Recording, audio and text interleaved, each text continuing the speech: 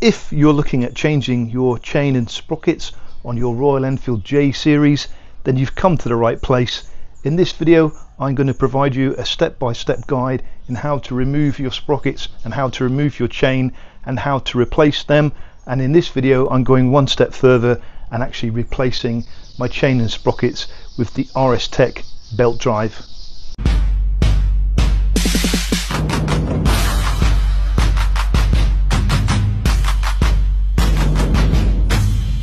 But as always, this video is for entertainment purposes only. If you're unsure, it's always best to seek a professional mechanic. So changing your chain and sprockets is kind of basic routine maintenance. It's something you would have to do on your bike every 20 to 25,000 kilometers anyway. And also another popular mod on the J series is to change the 15 tooth front sprocket to a 16 tooth. This lowers the RPM at higher speed, so this is what we would call taller gearing. And on the RS Tech belt drive system they give you the same choice. You can have standard gearing as a 15 tooth sprocket, or you can go for the taller gearing option, which equates to changing your front sprocket to a 16 tooth. It's the same ratio of drive. Here are all the tools we require for this job. I'm going to go through them one by one. We need an impact ratchet, we need a 30mm socket, a 24mm socket, a 21mm socket, some cable ties, some grease, a socket bar, torque wrench, some blue Loctites, or if you haven't got that, some red thread locker, selection of screwdrivers, a hammer.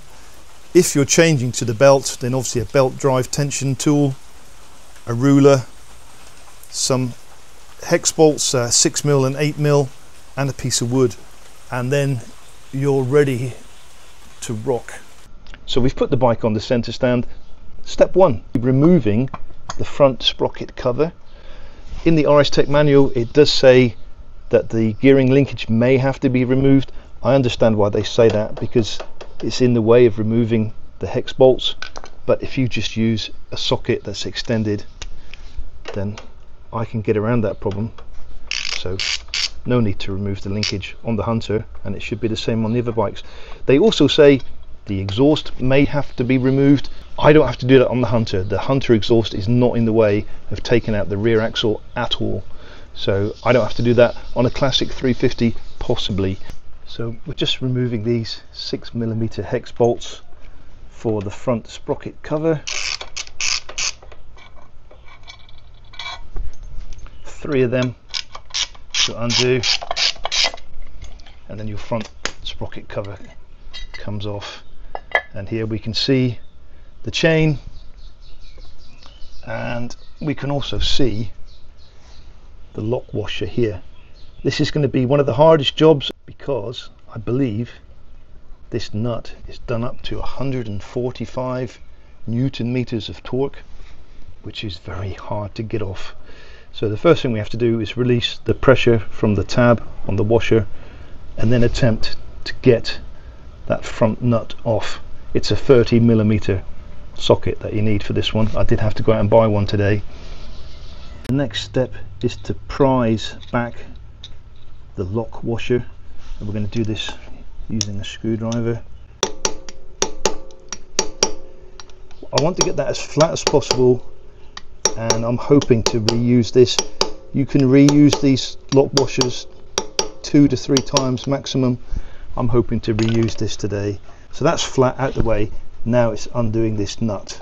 Now it's getting the 30mm socket on and trying to get this off. One thing it says in the manual, and something I've read online, is we do not want to put the bike in gear. Make sure it's in neutral. The last thing we want to do is to damage our gearbox. So this next step is very, very important, because we're going to put pressure on the front sprocket.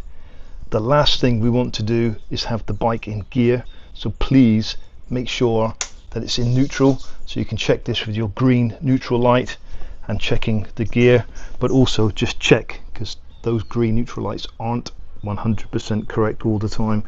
So there we go, the bike is out of gear.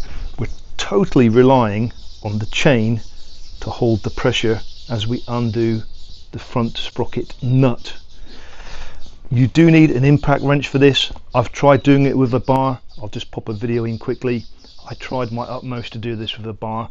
Because the cush rubbers on the back sprocket are so good and so effective, they were just squashing up and I just couldn't get any hold on the front nut. Not enough for it to release. So the only thing to do it with is an impact wrench, and then it does loosen it off. I do have a small piece of wood wedged between the chain and the rear sprocket. I'm going to apply pressure on the rear brake. Ideally you would need 2 people to do this. I'm on my own today.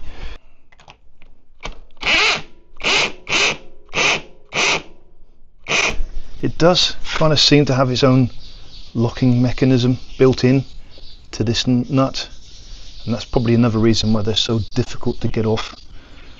But 145 newton meters of torque is a lot.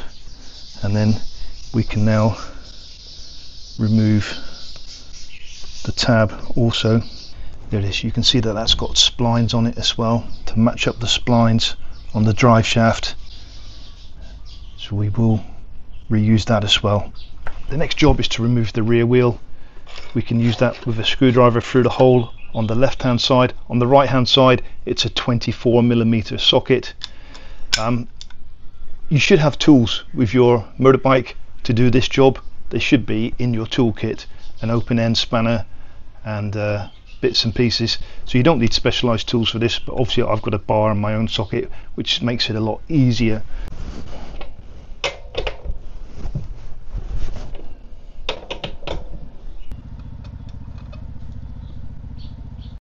Just need to release the tension from the belt tensioners on both sides.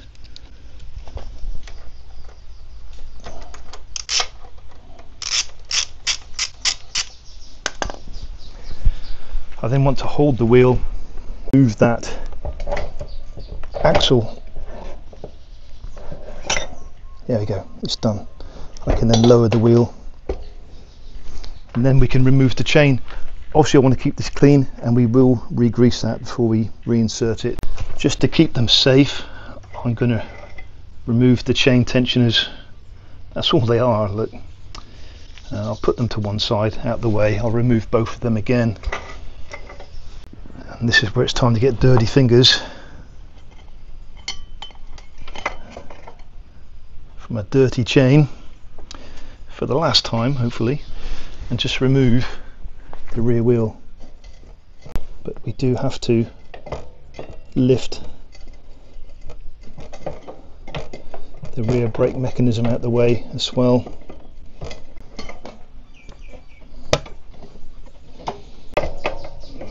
And look at that, we can remove the rear wheel just off the center stand. Just, it is possible. There. Next thing we're going to do is remove the chain guard. That's something we no longer need. If the chain guard is a deal breaker for you, this is an unmodified chain guard. I've replaced it. It still fits, so it will still run with the belt drive if you require. So I know some of you are going to shout at me, so I'm being a good boy. I've got my rubber gloves on. It's time to remove that front sprocket from the chain. Now, unfortunately, Royal Enfield put a non-split chain on. It's a totally sealed unit, so we either cut the chain or try and get it out by undoing the rear suspension. I'm going to try that first. A nice cush rubber front sprocket. It's really nice actually, really well made, that one. Now I assume that most of you are going to be like me and unwilling to cut the chain to remove it, because that's something you can sell, right? To the unconverted, you can sell a set of chain and sprockets with low kilometers on them if your bike's quite new. So I'm not going to cut it. The only way I can remove the chain is by removing the swing arm, which sounds drastic, but it's not. And we're just going to undo the clip for the cabling here, and I've already undone the suspension on this side. I'm going to undo the one on the other side, and it's just a 24mm nut and an axle, exactly the same as the rear wheel. So once we've done that, we can remove the rear swing arm. That chain will come off.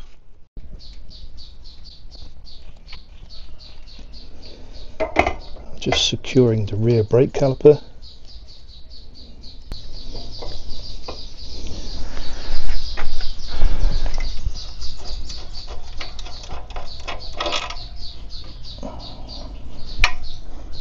There.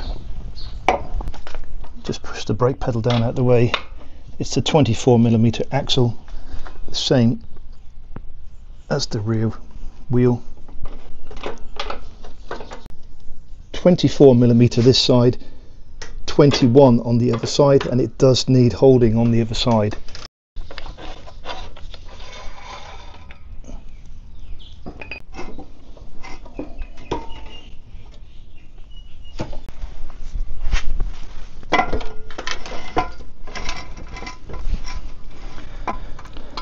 So another good reason for removing this is we're going to remove this rubber guard for the chain. It's no longer required, so that's something else we can lose from the bike and save a bit more weight as well. So I've just taken the opportunity to clean the swing arm and underneath a little bit. Now I can get to it all.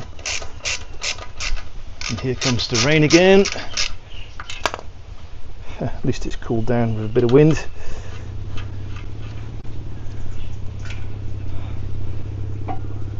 There is a cable tie, I believe, as well. Just one of these hex bolts on both sides.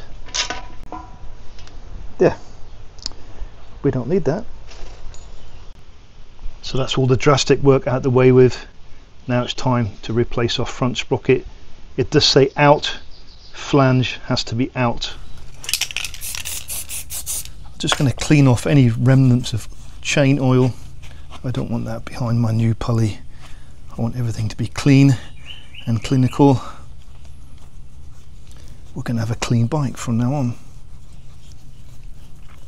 No more oily mess flicking up all over the bike. So there we go, our brand new CNC cut nickel plated front pulley. The flange does have to be out. It says out, we're going to put flange out.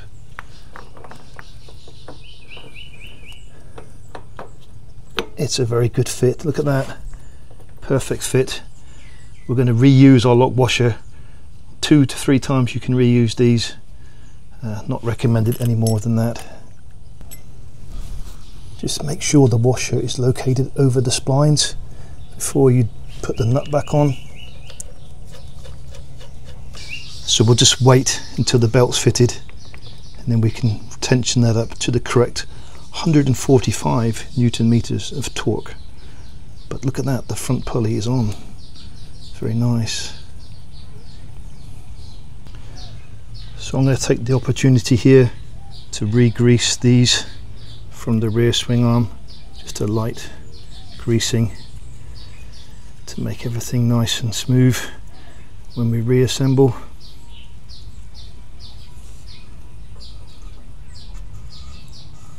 There. They're like little insert sleeves. So we're just going to lightly grease them up. And we're also going to re-grease the axle and put it back together. Again, just slightly grease the axle just to keep everything nice and flowing. Might as well do it at this stage.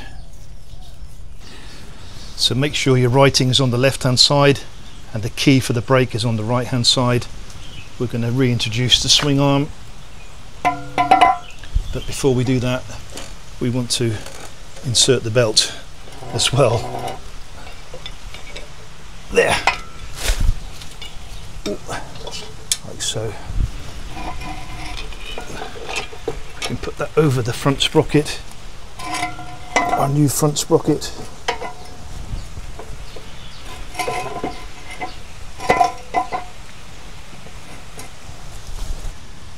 There's our rear swing arm. That's where we're going to get it lined up to, so it's not difficult.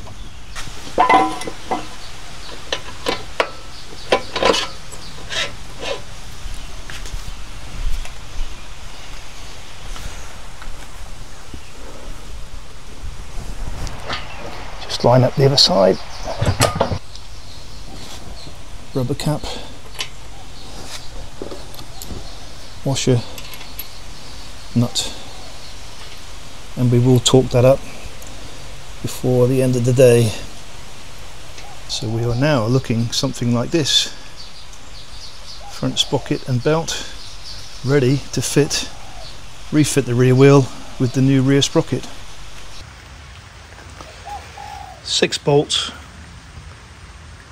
and they are double-sided, so you're going to have a socket and a spanner on the other side. 14mm spanner on the rear, 17mm socket on the front. I do recommend you crack these off before you remove the wheel.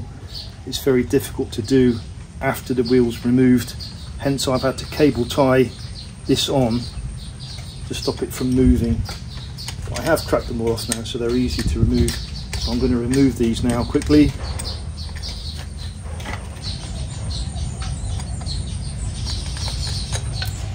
We've got 6 to remove, and they are self-locking again. That will just lift out like that. That's our cush rubbers, and that is our drive. They just slot into the cush rubbers, so it's really nicely done. But we do have to replace the rear sprocket, and then it just pushes back in again, like so. That's how it's attached. It's only the swing arm and the rear axle that keeps that on all together. That's our last one off. That's our sprocket off. Look at that. Plenty of life left in it, to be honest. It's still a good sprocket, but we want to fit the belt drive.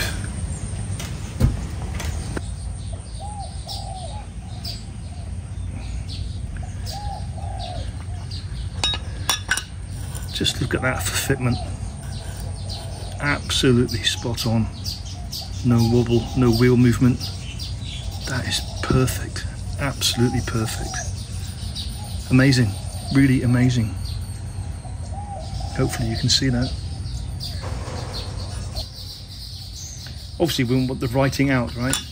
RS Tech, RoyalEnfield.com, advertising. So we're going to reintroduce the bolts one by one. We're not going to tighten them up fully, and when we do tighten them up fully, we're going to do it in a cross pattern, and that enables even tension.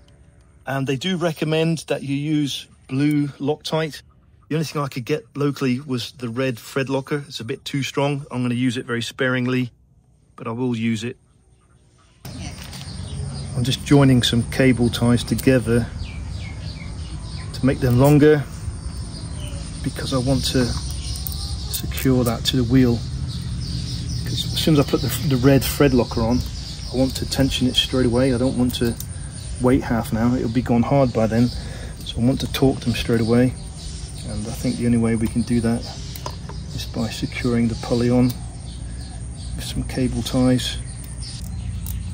That just holds it in place with the cush rubbers. So now I can torque this up after putting the thread locker on. Just this one holding for the moment. Pop it in, bit of red thread locker, just a minute amount, because I know this is ultra strong. And these are self-locking anyway. Let's get them all done up a little bit at a time.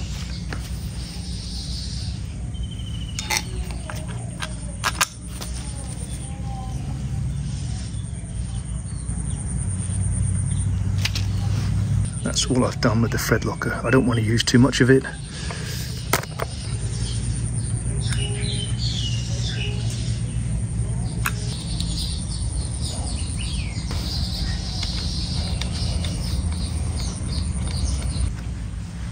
So I'm just doing them with the bar to begin with. And we're going to do a cross pattern as we tighten, okay? Opposite side.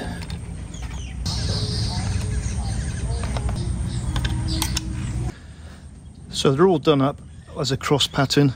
Now it's time to torque them to 50 Newton meters.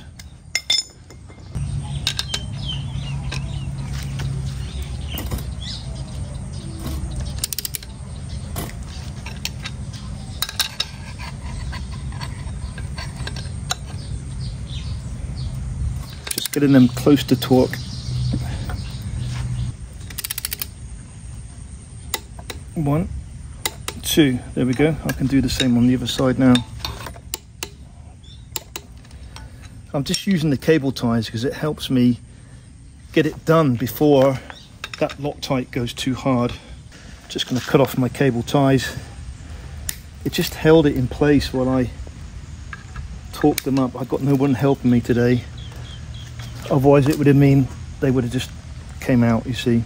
So it just held it in place, someone holding it for me while I torqued it. But it's all done, all looking good. They do recommend that you change the cush rubbers if you've got high mileage. This bike's only done 3,000 kilometers, I think, so these are okay. But if you do have a higher mileage, and make sure that this bush fits inside this bearing. There. Don't hammer this, don't whack it. But that's ready to go back on the bike now. And as always, after you've finished using the torque wrench, unwind it. If you leave it on the tension, you will lose the spring rate in the torque wrench itself. So always unwind it after use, okay? Just going to reattach the clips for the brake cable, brake hose. And now I can temporarily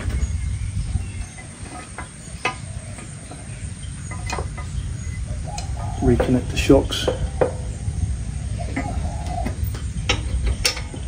I don't want to do them up tight because we do need them off again in a minute, just temporarily. This key here fits the key there, and we've got to get this hole lined up in here too, so it all fits together nicely. Again, I've just temporarily held that in place, the brake caliper, with some cable ties because I'm on my own today. So I'm going to try and reintroduce the wheel. Just going to re-lube, re-grease the axle again, the rear axle. We've got our rear chain adjusters to the ready. They are bizarre pieces of equipment, unlike a Honda. After you line everything and tighten everything up, you have to tighten these hex bolts. If you don't, they come off. There's no safety locking nut. After you've lined everything up and torqued the rear axle, then you have to tighten these up again to stop them falling out.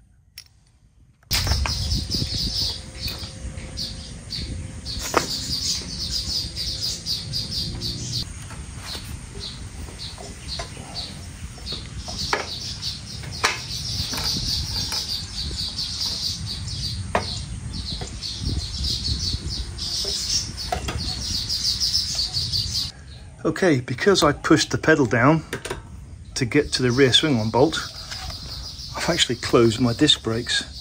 They're closed. So we're going to have to reset the brakes now. You can see by the reservoir the oil's gone low. I'm going to have to try and pull back on the pads and try and get that oil level higher.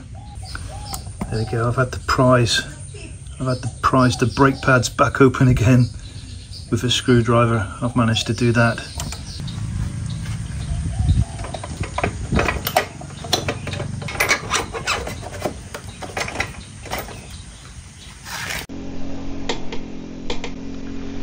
.70 Newton meters of torque on the front swing arm, and the same 70 Newton meters of torque on the rear axle. Before we tighten this up, you can see there's a bit of play in the keyway on the rear brakes. I think it's normal, but I want that as far forward as possible, so when I do brake, it's right up against the key. That's what I want to do before I torque it. I don't want noisy brakes. I've had noisy brakes on this bike, and I think that is the reason for it.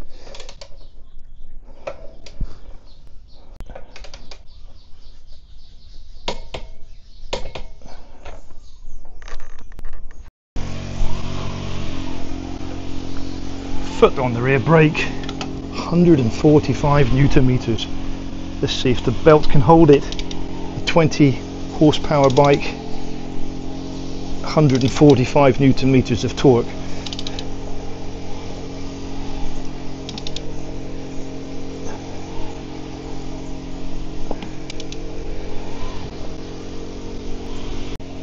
Again, I can't do it because of those cush rubbers. They're too good.